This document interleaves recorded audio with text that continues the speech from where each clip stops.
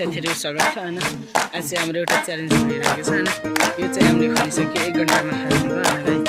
हामी चाहिँ यो जुन ब्याकग्राउन्ड यही देशको सीमाभित्र मैले जन्म लिए, गोर्खालीको सन्तान भनी गर्व गरे थिए। जन्माएको आमाले हो घाँस काट्दा काट्दै, बाउको जीवन यसै गयो दुःख सार्दा सार्दै। हामीलाई के नै सुख छ र, सक्नेले गर नसक्ने पर, मेरो पनि